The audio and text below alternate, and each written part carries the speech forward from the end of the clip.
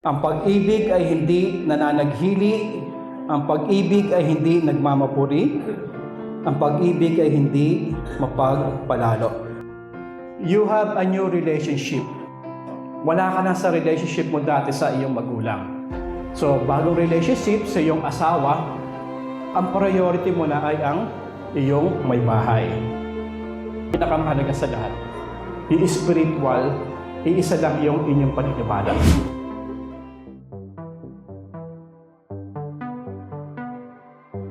You saw me when I couldn't see. Any way to make it through. Thought that I had ruined things. Guess nothing's too broken for you. Jesus, you're the only one who knows right where I am.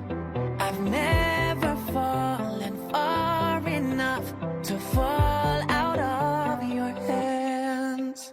Your whole Love is patient, kind, and enduring. We must respect each other, understand each other. In our life, we must priority our God, especially to have a relationship with God. Hindi po ang purpose natin bilang mag-asawa. Ang purpose natin is to have a good relationship with God. Kung isang couple, kung isang mag-asawa, meron silang parehong relasyon sa Diyos, kahit anong mangyari, magtatagal po ang kanilang pagsasama. Kung walang Kristo sa buhay ng isang mag-asawa, hindi po tatagal yan. May mga pagkakataon na pinanghihinaan tayo ng loob.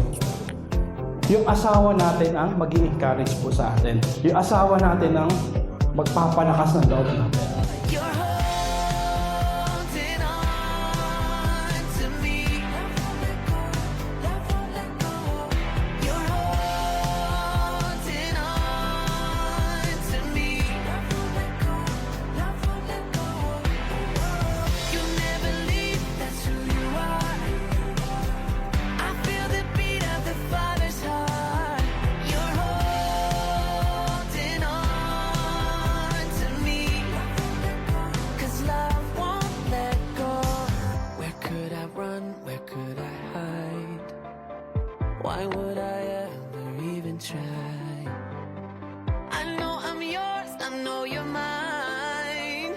From yesterday till the end of time, you're holding on to me. Yeah, you're holding on. We are team, united in love, committed to facing every challenges together. Our love is deep and forgiving, always ready to embrace each other with grace.